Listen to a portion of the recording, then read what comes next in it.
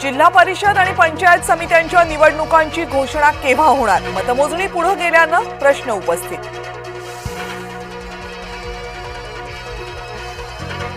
देवा ईव्हीएम आम्हाला पाव रे बाबा. भोरमध्ये मतदानाच्या वेळी मतदान यंत्रांची हळद कुंकवानं पूजा. निवडणूक आयोगाचे अधिकारीही अचंबित.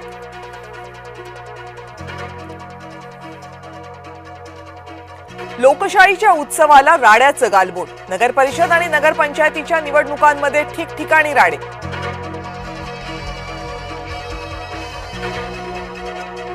राज्यामध्ये ठिकठिकाणी मतदान यंत्र गंडी. भोकरदन, सोलापूर आणि संभाजीनगरमध्ये मतदार मतदान केंद्रावरच तात्कळले.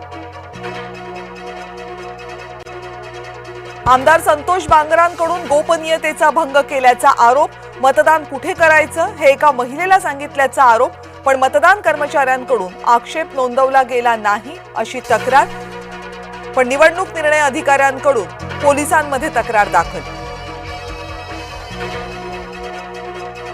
आयोगाच्या चुकांचा प्रक्रियेला फटका. उच्च न्यायालयाच्या नागपूर खंडपीठानं मतमोजणी सरसकट पुढे ढकलली.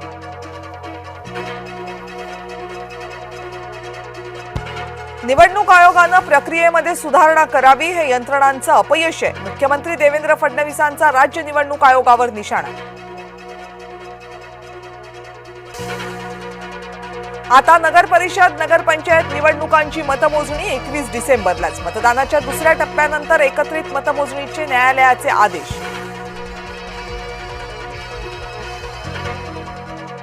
न्यायालयाच्या आदेशानंतर विरोधकांचा महायुतीवर संताप.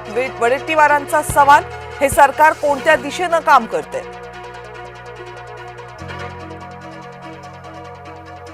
अवघ्या 24 जागांसाठी मतमोजणी पुढे ढकलणं योग्य नाही. न्यायालयाच्या निर्णयानंतर मुख्यमंत्री देवेंद्र फडणवीस यांची प्रतिक्रिया.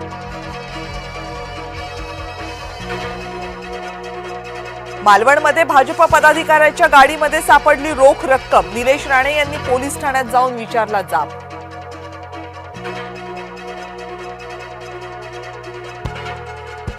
सिंधुदुर्गमध्ये पैशांच्या बॅग शिंदेंनीच आणल्या. वैभव नाईक यांचा गंभीर आरोप.